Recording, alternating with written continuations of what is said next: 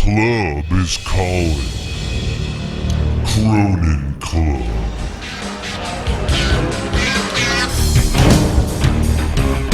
I want to thank the newest member of the Cronin Club at patreon.com/Joe Cronin Show, Casey Wood. Thank you for becoming a $10 a month supporter of the Cronin Club.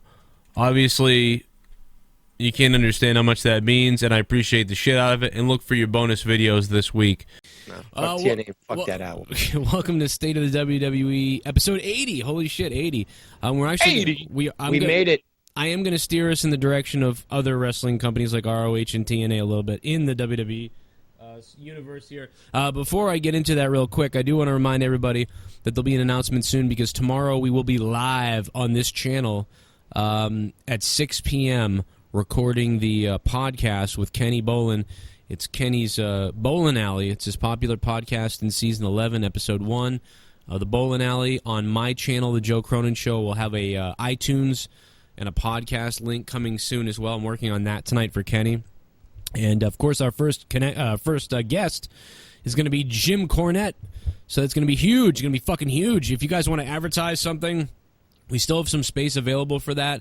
I don't know, advertise your website, advertise your podcast, advertise your product, advertise your sisters for sale. I don't know. Let me know at Joe Cronin, JCS on Twitter, or Joe Cronin Show at yahoo.com. And that's it. There's the plug. We'll be doing that tomorrow. Plus tonight is Out of Nowhere with JD. But now let's go into State of the WWE. Before we get into WWE, let's start with TNA.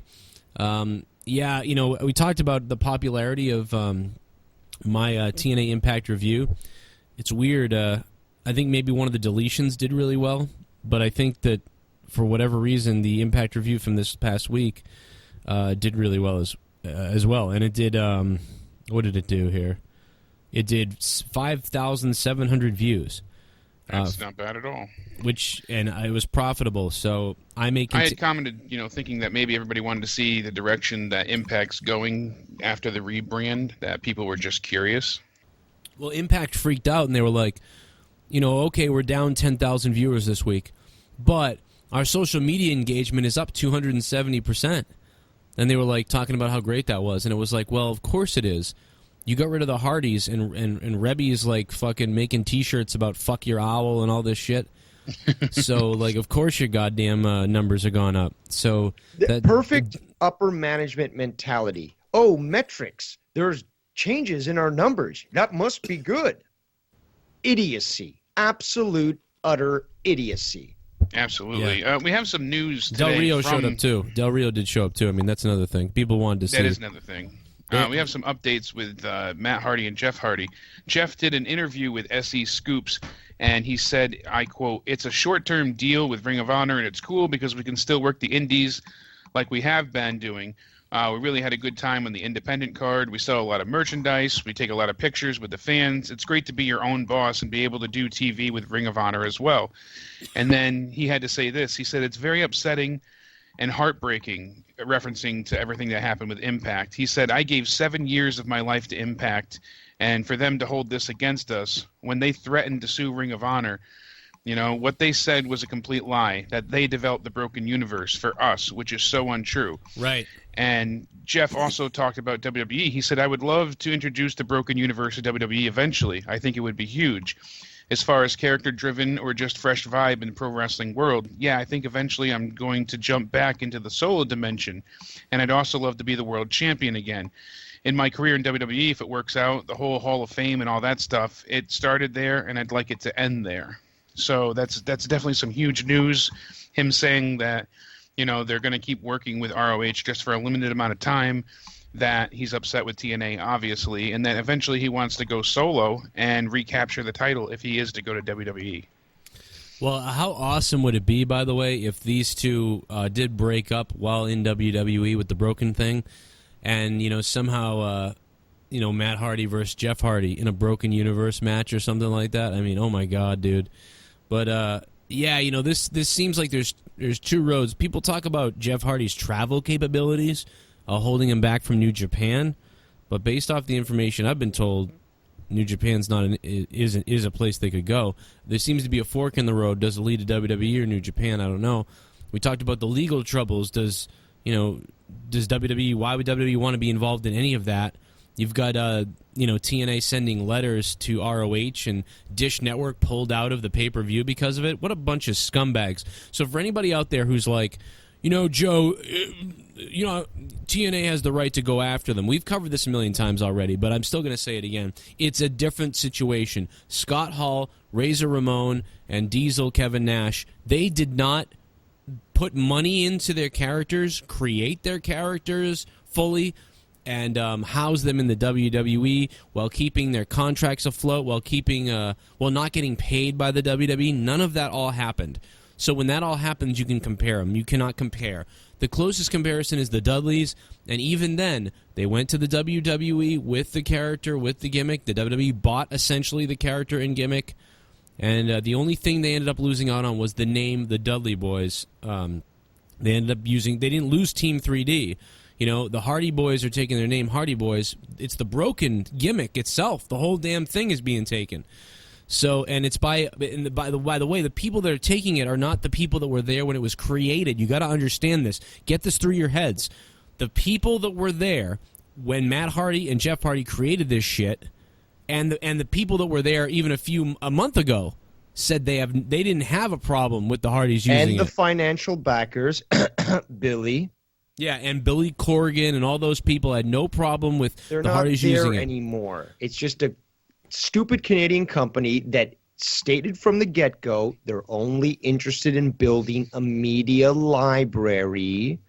And the criticism that comes your way in regards to this is from individuals that clearly seem to not have a good grasp about TNA, despite some of the comments that I've seen in your videos, because there's a legal thing called breach of contract. Exactly. And TNA has been guilty of that multiple times to the point where they actually got pulled into court by the state of Florida. Don't you fucking come back to us and tell us that TNA is in the right when, if you want to follow the law, not emotion, not your fandom, opinion, you want to talk about the law, the facts. TNA, the corporation, has been guilty multiple times of violating countless employment laws. I mean, how many times did the stars there go unpaid for weeks and Right. weeks on end, where they didn't receive paychecks without any word or update from the company? How many times have dates been changed for tapings and the stars show up? A friend of mine worked at Universal Studios as security, and he actually had a run-in with Rob Van Dam. He just told me this the other day. I didn't know that. But Rob was super pissed because they changed the taping on him, and he had flown out to go and do the tapings, and now he had to, find a place to stay for a couple extra days. And, time after time, again, TNA did these, contract-breaking moves, and all the stars stayed loyal. Rebby even made sure she pointed that out. Jeff gave 7 years of his life to TNA, and Matt created this character on his own. It's different when Vince McMahon says, you're going to go out there and you're going to be Drew McIntyre. You're going to be Drew McIntyre. You're going to be, the chosen one, and I'm going to make you this, Irish descendant. And he develops a backstory and a thing. Well, now he can't take McIntyre with him, so now he's Drew Galloway. But let's go back to a legal aspect, which is again ingrained in the law. Joe brought up a good point that there's a new management right now, and even still, despite how some people might not know the law, a verbal contract is still bound by the law. Absolutely. Matt Hardy is not an idiot. And you get enough witnesses. He made agreements and he made concessions with TNA, and these are bound by law. And Dave, as Based soon as the on, management changed, that's why he wanted creative control in their contract, because no longer would that verbal agreement be good enough. Right. And listen, if they go to court with this, like an epic court battle, by the way, that which I believe would keep them out of WWE because WWE wouldn't want to get involved. You're talking about Dixie Carter's testimony, Billy Corgan's testimony, a couple producers and writers that I'm not familiar with testimony, who's on the Hardy side. They do not want to have Billy Corgan on the stand. I will tell you right now, Anthem does not want Billy Corgan on the stand, because if he gets pulled in the court, I can promise you, your company, your media empire is over. The only one that's still in TNA Impact right now that had a creative assistance with this, or a big creative part in the Hardys, is Jeremy Borash. And I don't know what his story is, but Jeremy Borash is the only one left that had some sort of helping, which I'm not aware of the amount of help yet that he put into the broken gimmick, but I know it was pretty big from what I understand. So he's the only one that's left there that's involved, I believe. Maybe I'm incorrect, or maybe there's some more writers I don't know about. But anyway, let's move on from that. We've fucking beat a dead horse with the Hardy stuff, but the reason why it's in State of the WWE is, of course, because are they coming to WWE? When are they coming to WWE? This all just seems like it's overwhelming. Like, I'm getting anxiety talking about this. And to be honest, it's so bad that if people were to really fight against this and this were to continue, this could be a court case that could take a year. And then you wouldn't see, to me, in my opinion, you won't see the Hardy Boys in the WWE. If this takes a year, they won't be here for a year. Because it would have to be only if Vince McMahon was frothing at the mouth and was like, fuck you, we're using the broken shit, we're using whatever we want, and fuck them, I'll go to court with them if you want. But I don't see Vince doing that, but that would be the only way you could see the Hardys here before SummerSlam to me. Because otherwise, Anthem's going to try to sue WWE, because then even more money if they win. I think they're going to fucking lose, but well, actually, you know what I think is going to happen, to be honest? If I was a judge, I would probably award something to TNA, but I would also allow the Hardys to use the gimmick. I think it'd get thrown out on conduct of a mistrial, to be honest. It's so messy at this point. Well, it's either way, it's going to take forever, I think, and that's the thing. That's not good. That's a loss for the Hardys, because a loss of a year is huge, or more, or whatever, or they have to cease from doing the gimmick until it settles in court. I mean, that's what's scary right now, because TNA's already sent out the first letter. Loss of wages. Well, but this gimmick is also time sensitive. It's in the forefront now, but a year from now, are people still going to want to see broken Matt Hardy in the WWE? That definitely makes sense as a concern, but they can cite loss of wages in a court case. Either way, let's say TNA Anthem does win the court case, they will lose in the court of public opinion, and it will affect them until they finally close down and go bankrupt. Oh, yeah, absolutely. But the sad part is that even with the loss of wages, possibly being earned by the Hardys, Matt said on multiple different appearances and interviews, he doesn't care about the money. It's not about money to them. They're doing this. They're going out and spending time with the fans. I mean, Joe and I can attest in person at the Brockton Mass show. They just want to entertain people. They have money. They don't care about the money. It's not about that for them. This is something that they're truly passionate about. They have a major affinity for wrestling and everything that goes with it. And for them to have to be put on hold, basically, due to just pure greed on the part of Anthem is disgusting. It's deplorable. What I will say, it's funny. What are you, Hillary Clinton now? This guy just tweeted me, and I just lost track because he said, I said, hey, any last chance to advertise on the show for Jim Cornette? Let me know. And this guy goes, advertise my dick. But I literally think I said, like, you could advertise your dick, like, on the show at the beginning, but I'm not really sure.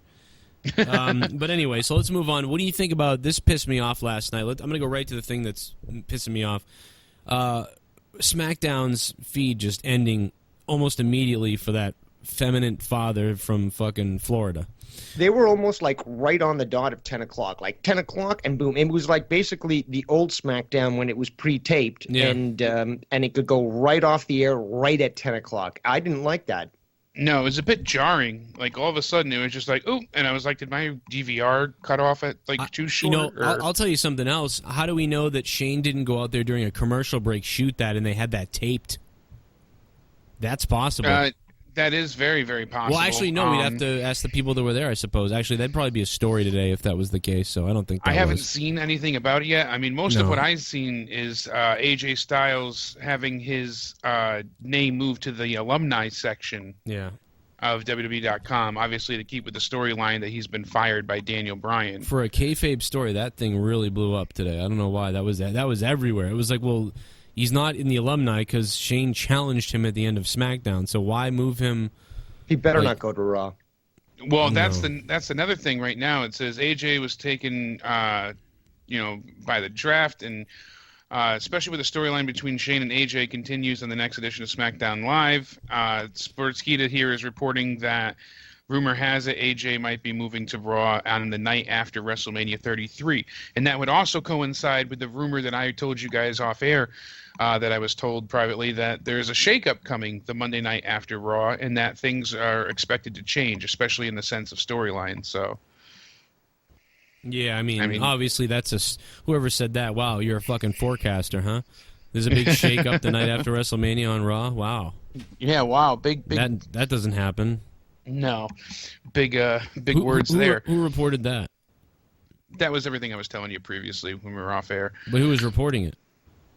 That was the friend of mine that I was telling you about. Oh, okay. I thought it was a news website or something. No. Oh, okay. Somebody that talked to somebody in the business. You know, the most he got out of him was from Stanford was that, you know, there's going to be big shakeups and that they don't see the Hardys, you know, having anything to do with WrestleMania. I don't see the Hardys there either. I would say we'll be very lucky if we see the Hardys before SummerSlam. To me, just based on the legal. That's my thought too. I know, JD and other people believe otherwise, but it's hard to deny the facts when they're lining up as so far. I want to just quickly speak to that because somebody I know on Twitter here, Momo, came through, actually tweeted me just on that, and he had let me know that they are actually booked for indie shows after WrestleMania. So this includes House of Hardcore and IWC on the dates of April 8th, the 21st, and the 22nd. Yeah, and that being Tommy Dreamer's promotion, I mean, they could be doing that to throw the wool over our eyes, but with everything going on, the lawsuits, it seems less and less likely that we'll have a chance to see the Broken Brilliance at WrestleMania, or even after WrestleMania. Yeah, it doesn't look good right now. I mean, again, unless WWE stepped in to help legally, which I can believe they would not want to do, then again, before SummerSlam, I'd be happy. If you told me the Hardys are going to show up before August of this year, I would be like, that's fucking awesome. Because right now, this doesn't look good. No, not at all. I mean, you scared ROH so much they didn't really do the gimmick on ROH's pay-per-view, which I finally watched the whole thing the other day. I'm going to try to get a review up, but man, and I'll tell you what, TK O'Ryan smashed the fuck out of his shins. That was exactly, I'm not trying to make this about me. I'm just saying for years I told you guys the story about doing the moonsault outside the ring, and that is exactly what I did on the fucking guardrail. That is exactly what I did. When I saw it, I immediately was like, oh my God, dude. That was exactly what I did. And it was like, dude, I screamed like, oh, like I was like, oh, I'm going to I broke my whole leg. My leg must be broken. And I remember grabbing my leg and moving everything around, and I was like, whoa, it's fine. And, I was in pain for 2 days straight, but it went away, and that was it. And I did almost exactly what he did. It hurt. I did the same fucking thing. And I did it off a ladder in the fucking ring. So, like, when I saw TK do that, dude, I was like, oh, my God. But he actually snapped both bones. At some point in the future, we're gonna have TK O'Ryan on the show. And it's going to be big. I don't know what we're doing, but it's going to be big. And he's pissed off at the hospital in Las Vegas, man. Apparently this place was a piece of shit because he was, like, saying it on Twitter. He was even, like, egging me on to talk about it, like, to bring up what he said about the place. I mean, like, crazy. So what kind of nightmare? Then I said, dude, you got to get back to Boston Medical, like, as soon as possible. And he was like, yeah, they're awesome. So he was already at Boston Medical, already saying how great Boston Medical was and how that Vegas hospital was just a shithole. So yeah, and it was funny initially hearing the report that the Kingdom went and brought him there in full gear, to bring him to the hospital, and that must have been a sight to see. But yeah, I mean, I've heard it on his Twitter and a few other Facebook pages posting how he was just treated very poorly. So that's upsetting to hear. Yeah, it is, because he's a pretty tough dude. Like, he don't give a shit. He's been sending out stuff to Boston Medical all day. It's almost like he wrote BFF Boston Medical. So apparently he loves Boston Medical, but that other place is a shithole. He's also opening up a Pro Wrestling Tees web store. So guys, if you're listening right now, if you want to help out, he could use some help with the bill he's going to have. So buy his T-shirts, if anything. He really doesn't want anything else right now. People are trying to convince him of things, and he doesn't want to do it. It's not because like, oh, I have the money, but because he just doesn't want help. So, like, yeah, he said he didn't feel comfortable with a GoFundMe, but I know you had offered your services to hold a type of not telethon, but a get well soon kind of on-air thing. So, well, I'm not going to talk about it any further, but me and him are talking about something, and we'll talk about that later. So I'll tell you that much. But yeah, he don't like that place. ProWrestlingTees.com. My shirts are on there, and now TK Orion's are hopefully there too. The club is calling. Cronin Club.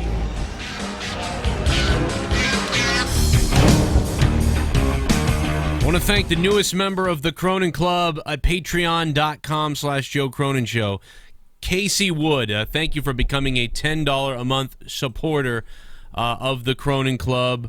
Obviously, you can't understand how much that means, and I appreciate the shit out of it, and look for your bonus videos this week.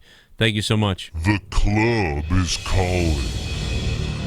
Cronin Club. Casey freaking Wood! Cole Cabana. Thank you to Cole Cabana for setting that up. Cole Cabana got that thing up there in like 2 seconds because obviously he's friends with the guys there, and he's in Chicago and everything.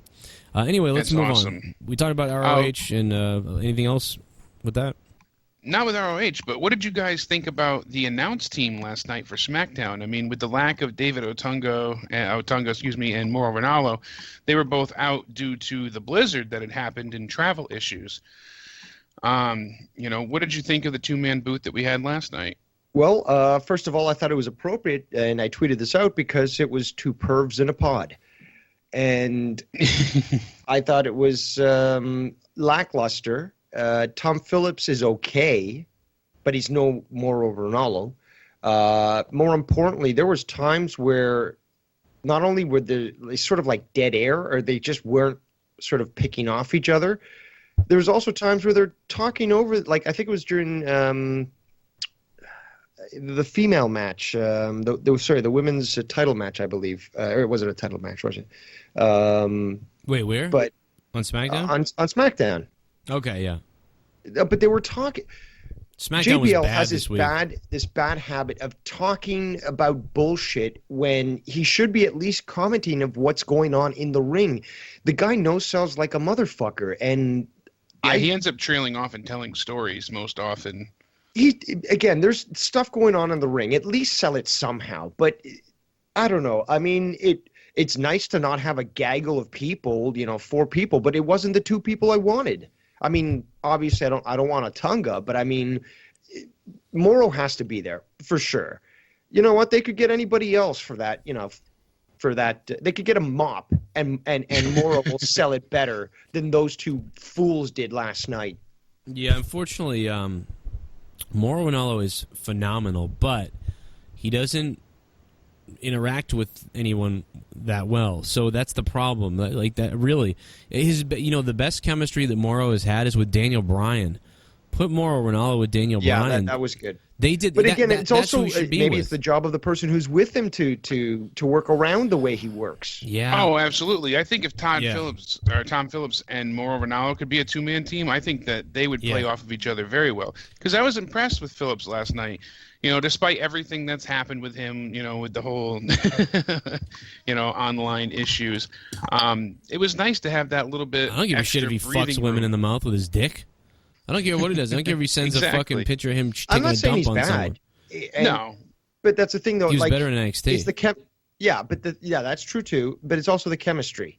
It's the chemistry that he has with whoever else is there, and I just didn't feel that with JBL. Dude, I think JBL was a stumbling block. Look at me, dude. Look at what I've done. When I'm calling Top Row Promotions, I'm normally the Mauro Ranallo.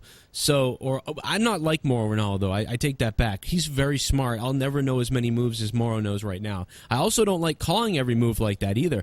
I do enjoy the sort of entertainment commentary. Like I try to be I'm like a mix of. I try to be a hint of Vince, a hint of JR, and then my own excited play-by-play self. That's kind of what I try to do. Now, Mauro is just so technical, it's unbelievable. But when I'm calling by myself, I'm in charge. I'm in control. And I'm calling with Eric Tolley from Hurricane Rana Podcast. He doesn't say much. So I take full control. And sometimes when he's not talking, I say, what do you think about this, Eric? You know what I mean? And then he comes in. When I had to call it with Smith from Top Rope Promotions, Smith is a face announcer, but he's also a guy who just rambles on and talks. He talks over me. So what did I do? I flipped heel. And like literally as the show started, I realized I wasn't going to get enough words in, and he's going to talk over me, and he's kind of going to say some goofy things. So I flipped and became a heel. And then I started giving him a hard time and stuff. Like, oh, really, Smith? You're going to do that? So it became a whole different thing. Then when I'm calling with JD, I sit down with JD for the Hardy match, and I realize JD is a little bit... JD's good, but especially at the time, he's a little bit reserved a little bit about what he was doing. But he was also saying a whole bunch of stuff that was good, especially colorful stuff. JD's very good at, like... sort of I'm trying to think of what the being descriptive. Yeah, very descriptive. Yeah, so that really worked. It didn't work for play-by-play, but it worked well for being descriptive into the match and the emotion of the match. So that was great. That became, okay, well, I'm going to be the play-by-play kind of guy, but I'm going to back off a little bit. And then JD would throw in those kind of large descriptions, and that was beautiful. Me and him were working off each other really well there. So I became a different type of thing. You know, so when I'm working with Justin Bailey, it's the same thing. I could go heel and let him go. You know, that's the problem. With Mauro Ranallo, he doesn't do the interaction thing well, especially interacting with a heel. He doesn't really respond that way. So when he's with Daniel Bryan, he was great because Daniel Bryan was like JD the night JD was at the show with me. Mauro Ranallo's calling most of the moves, but Daniel Bryan's also talking a lot too and being descriptive and giving background. That was beautiful. What me and JD did that night was close to what Mauro and Daniel Bryan were doing. But the difference, again, Mauro Ranallo is a smarter guy, obviously a better commentator than I am, because look where I am and look where he is. But I would say that I'm more versatile than Mauro Ranallo, like myself. I may not be as good at Mauro Ranallo. I may never be as good as Mauro Ranallo, but I can do more things as far as commentary than he can. Not that I'm better, I just can do different. I adapt differently than he does. He is set straight on calling the play-by-play, and there is nobody who's going to be smarter than Mauro Ranallo with that. But that's the roadblock you're on with him, though. Even Michael Cole. Michael Cole is better because Michael Cole can be a heel, he can be a face, he can go on his own, he can hear Vince McMahon. He can be a tweener too, which often is impressive. Yeah, and then he can be a dink with fucking Vince McMahon and everybody in his ear and have to go off of several cues and memorize things. That's why I say, even though we're sick of Michael Cole and stuff most of the time, except for the UK Championship, that was not bad listening to Michael Cole on that. He wasn't too bad there. No, he wasn't. Because no Vince, no production, it was all him. It was up to you, Cole. So that's why we give Michael Cole a hard time, and I'm done with listening to him at this point. But he really is very, very impressive, and will go down as a legendary commentator. He won't be my favorite ever, but you can't deny his work ethic, I guess. Absolutely. But between the two of them last night, I mean, even with JBL trailing off, it was still more enjoyable than the 3-4-man boots that we've been getting. There was a little more breathing room. Things felt a little less invasive or intrusive. That's my problem. I gotta tell you, you know what I mean? I thought I was gonna feel the same way, and I do like a 2-man booth, maybe a 3-man booth. I hate the 4 people, it's retarded. But I will say that the show they were way less excited last night. The show felt like Todd Phillips needed a shot of like caffeine or something. But I'm gonna attribute it to the fact that he was carrying the whole thing and trying to make sure he knew the commercials and the things, and you know what I mean? I'm going to attribute it to that, I think. Like a sense of growing pains, really? Yeah, like it just wasn't as exciting as Todd usually is. I felt like SmackDown as a whole last night wasn't as exciting as it usually is. It wasn't a bad show, but it wasn't perfect either. It wasn't very good. I gave it a 5.5. They fucked up last night. They fucked up last night. A lot of people had issues with different things, and the stuff with AJ in the back was good. I did enjoy that. But I don't know. The Miz and Cena, I feel like we've seen that, a half dozen times now, them going back and forth, insulting each other. And Miz got real, though. Cena didn't talk. Cena didn't say a damn word. No, almost. Cena just ran out and ran into the ring and flexed his muscles. What I'm saying is, though, the back and forth with insults, one discrediting the other, I feel like we've had that for weeks. I would have preferred to see what we saw last week and have Maurice be in action against somebody to show that, the ring rust isn't present. But I did like the way that they mixed a bit of the kayfabe and the reality part of it, bringing up, how she got screwed for Total Divas and things of that nature. So the segment wasn't an entire wash, but I felt like the one they had previously with just John being out there was much more effective to building towards their Mania match. I guess I didn't have a problem with it like you did. I thought it was all right. I thought the Bray Wyatt thing was all right too. It was a little ominous, and I'm not really sure what Bray Wyatt was getting at, but it was still cool, I guess. And he was like fucking rape. He was having a bath in dirt. Yeah, he was cleansing himself with the remains of Sister Abigail, basically. Another thing that's a bit weird is that Eric Rowan was backstage last night, but WWE staff still hasn't used him. I'm guaranteeing now, with only a few, 2 weeks left, that we're not going to see him until after Mania. So, or the night of Mania. Maybe, possibly. There's a new article here. Let me see if I could pull it up. Sportskeeda is going ahead and breaking down the 5 possible finishes to the Bray Wyatt versus Randy Orton match. It's worth a look if you go to sportskeeda.com and look at it there. One of the things they have is Luke Harper interfering. Another is that Bray can go over just clean, and Randy Orton gives him the rub. Number 3 is saying that Eric Rowan interferes. Number 2, though, is what I wanted to bring up to you guys, saying that there is a new member of the Wyatt family we've yet to meet. I don't really see that being a possibility. Where's Luke Harper? Because I haven't seen him. Yeah, I mean, he hasn't been around since he got beat by AJ. Not last week, but was it last week? When they restarted the match? No, that was the week before, I think. That was the week before, so yeah. And their number 1 was that Randy just ends up surrendering in the ring, which I don't see that happening at all either. But who would they have to bring in to be another member of the Wyatt family? I don't really see that being a possibility whatsoever. My 3 options basically is that either Luke or Eric get involved, or that Bray wins clean. I see Randy Orton, doing the job for Bray. I see the title matches at WrestleMania being terrible. Because this don't look good. I'll say that much. I think they're going to be able to put on a good match there. I think Randy and Bray will work well together. It's not going to be a 5-star match. It's not going to be amazing, but I think it'll be okay. But here's a good chunk of news that I wanted to bring up to you guys as well. On a side note, we originally heard our Lord and Savior Dave Meltzer report that Brock versus Goldberg was going to close the show and be the actual main event at WrestleMania 33. I never believed that, because Randy got the main of whatever the fuck. The Rumble winner was supposed to main event WrestleMania. Yeah, I agree there too, but we've seen it in the past where that hasn't been the case. So, any event though, I mean, I do agree with you. That's how it should be, but many others also think that match is going to be going on last. But I guess there's some issues in the back. On Raw this past Monday, during the commercial breaks, fans loudly chanted "Fire Goldberg" in response to Stephanie McMahon telling and ordering Mick Foley to fire someone on the Raw roster. So they tried to cut it out live, I guess, but fans were loudly chanting over and over, unprovoked, "Fire Goldberg." So now there's some rumblings in the back, and Vince is apparently worried and hesitant about putting that match on as the main event.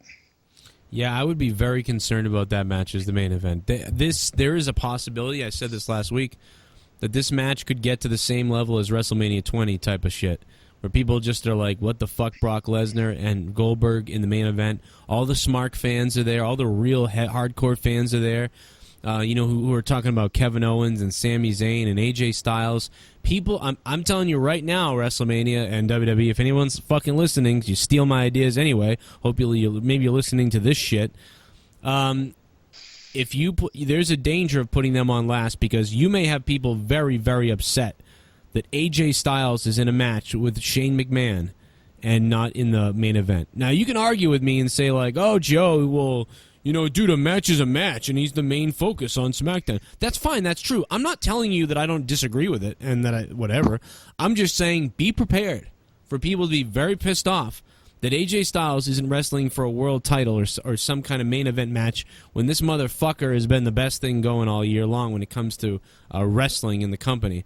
So just be prepared for that. And if they are, fine. If they're not, we'll get ready because this shit could go to hell, especially if it's a quick match. I mean, oh my God, dude, you might have people throwing shit.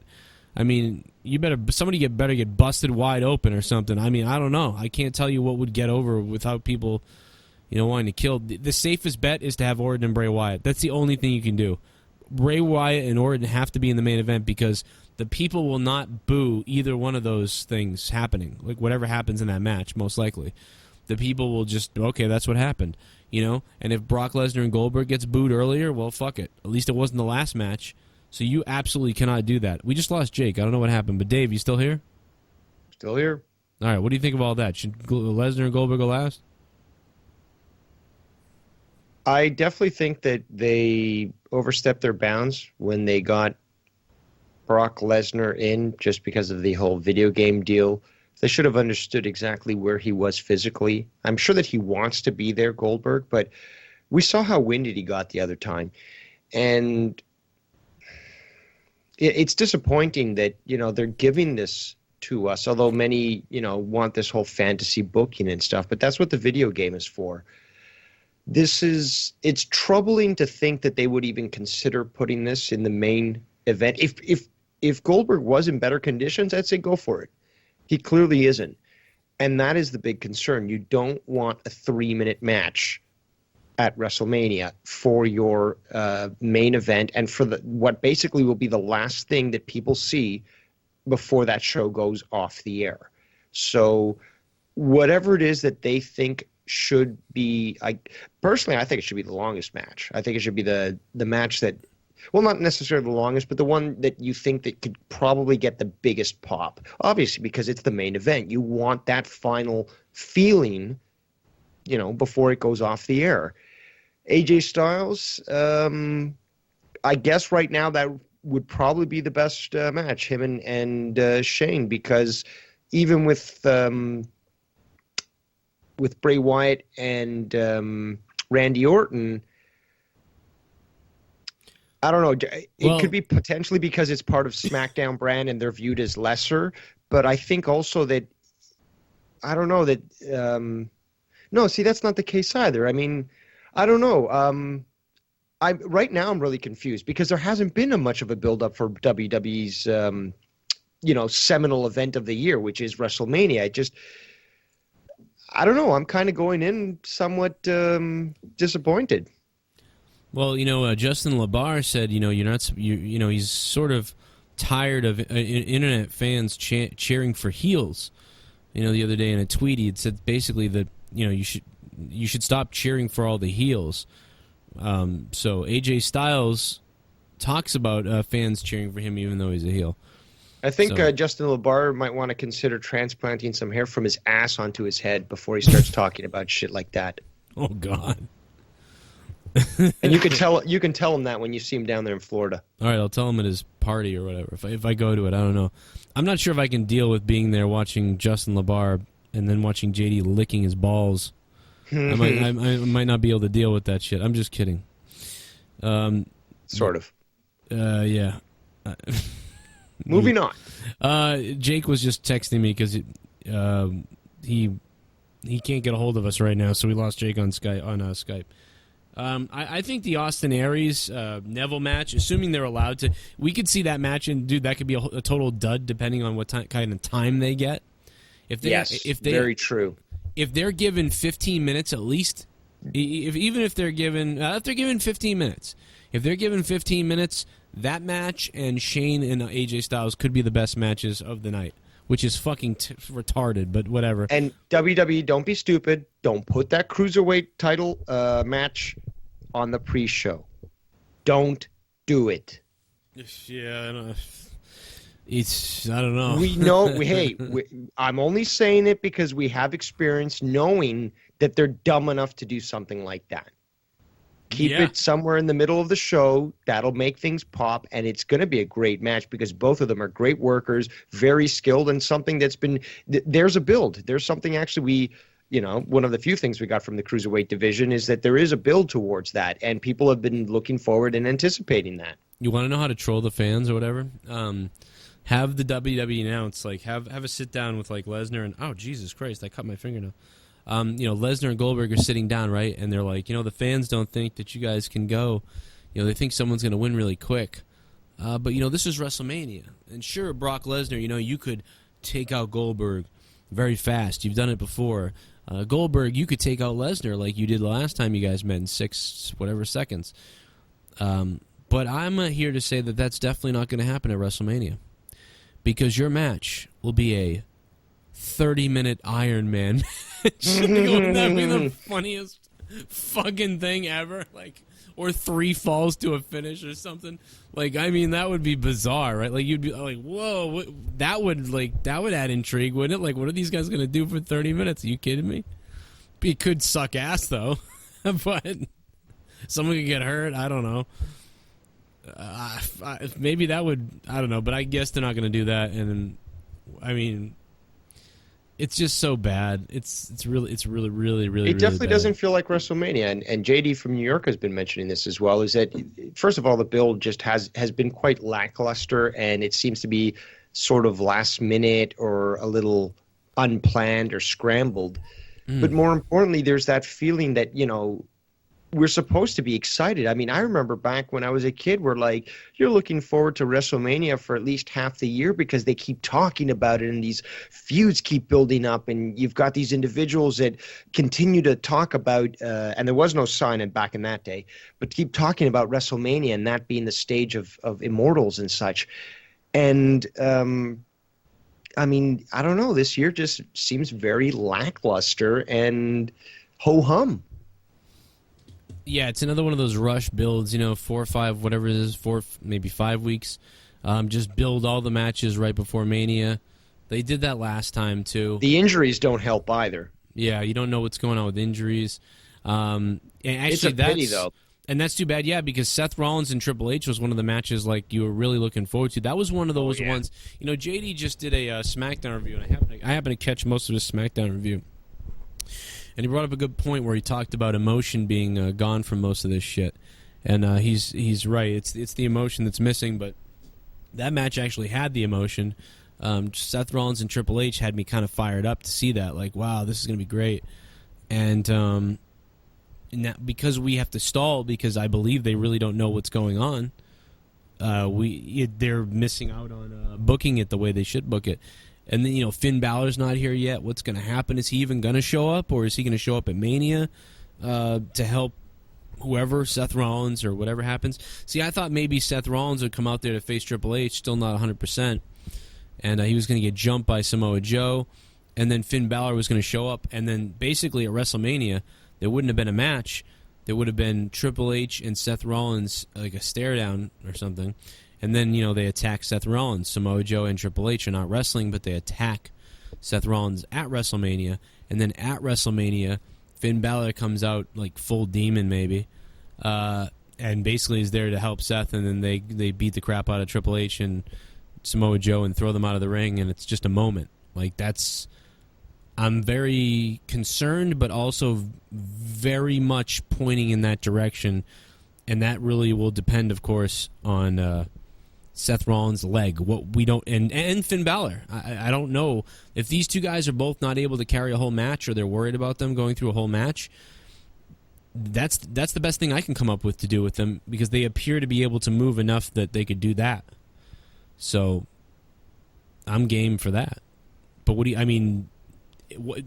maybe Seth Rollins and Triple H's match does happen. Maybe they do have a match at WrestleMania. That's great. But again, what happens with Finn Balor? Because again, we're what are we, 3 weeks away? 4 weeks away from Mania? What are we away for? How many Raws away from Mania? 4 or 3? Well, they said on Monday 20 days. Oh my God! About 3 weeks. Yeah, so we're not that far. What did I just fucking hit my cord? I messed up my cable. Hold on a second. Yeah, so we're basically about 3 weeks away. Yeah. Just about 3 weeks away, just under. And again, we don't know what's really going on. You know, there's certain matches that may or may not go. I better book a flight because I still don't have a fucking ticket. Neither does JD. Me and JD have to book flights to get down there still. Oh, well, you live in America. I mean, you guys could get a flight just about any time. It's just a matter of going through the TSA, groping your genitals for 30 minutes. You know, I've never been to an airport when the TSA has been around, so that will be weird. I don't think I did. I think my last flight was 2000. No, you know, I have been through the TSA. That's right. They just didn't really do much. I was expecting to have like my breasts felt and to be raped, but I wasn't raped, so hold on a second, Jake. Well, you never know. There's always an opportunity. I'm hoping that this time I get raped. Yeah, I want to maybe like because they're mean as shit. You know what I mean? They'll like fucking slap your balls and grab your tits. Most of them are actually convicted criminals and confirmed jihadis and such, but apparently President Obama didn't really care about that. But let's talk about wrestling. Okay, I'll wrestle you.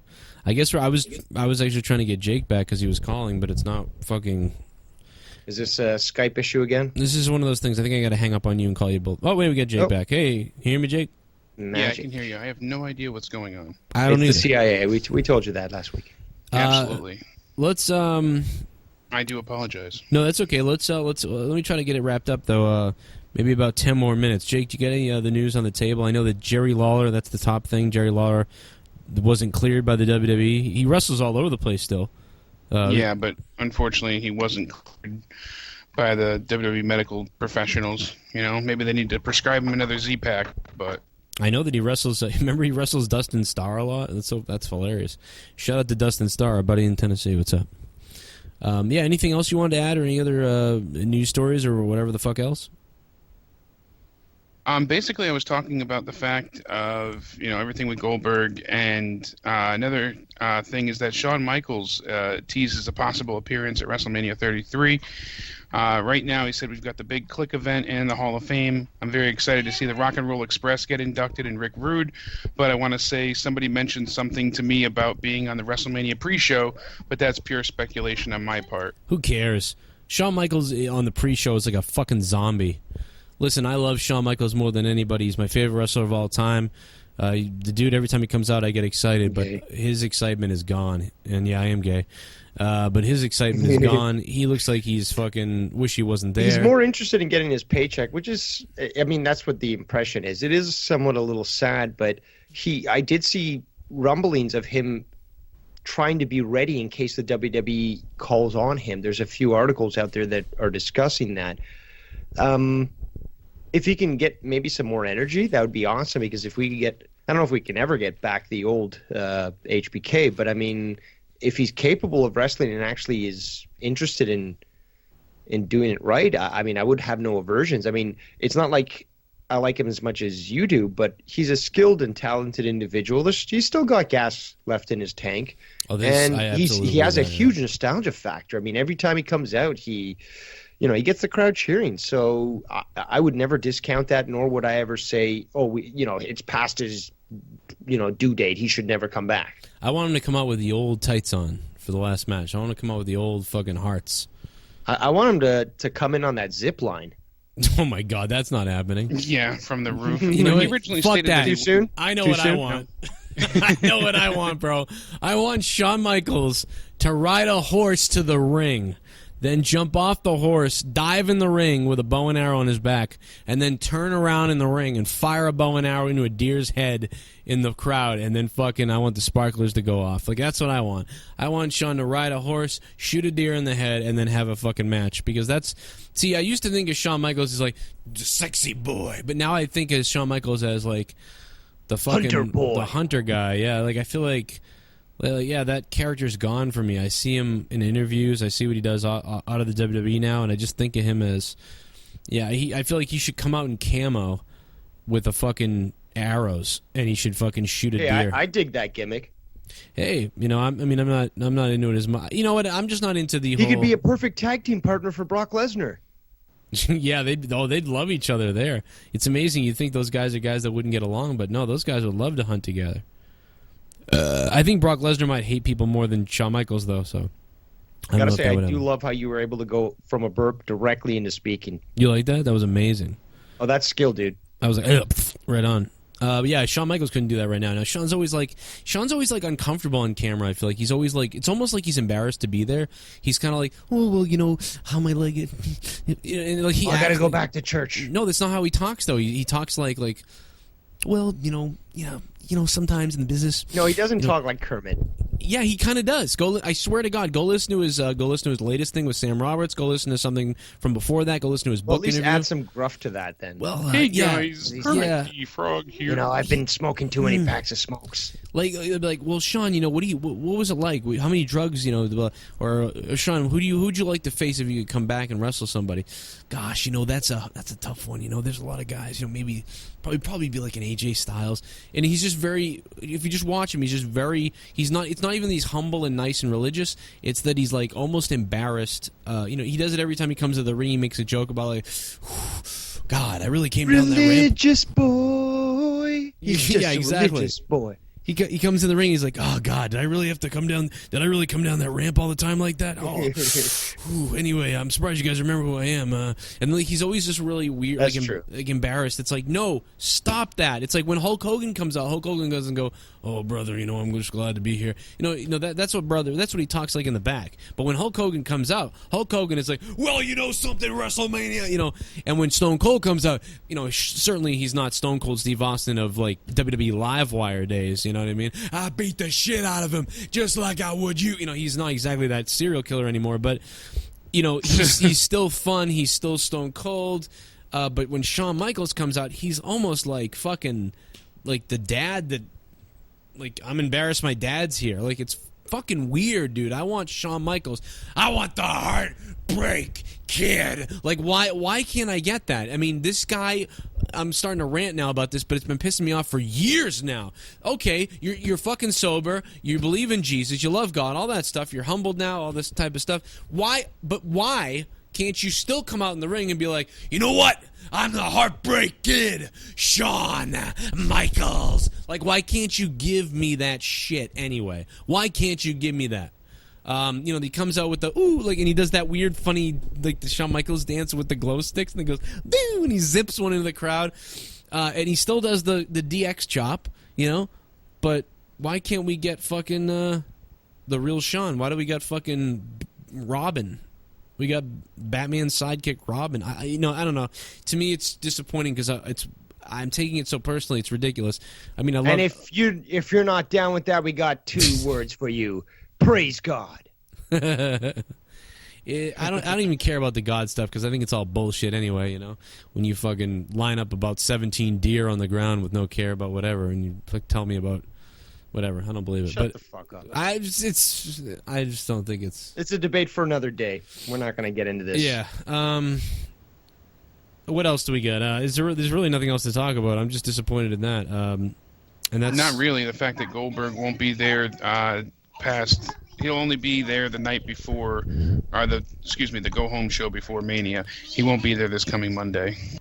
And then Goldberg is 2 more dates, and then maybe a pay-per-view date after WrestleMania. So, I mean, maybe the pay-per-view date. I mean, it's either one of two things, right? He wins at WrestleMania, and then he's going to drop the belt at the next pay-per-view, or he drops the belt at WrestleMania, and then that's his rematch is whatever that pay-per-view is. So, I think it's his I think you got to take the belt off him. So I think it's his rematch. But fire Goldberg. Yeah, imagine that at Mania. Do you think they booked him and they made it so public that they had Goldberg's dates for after WrestleMania, just so they didn't have the situation of WrestleMania 20? Like, oh, they're both leaving again. But I think people have had enough of it.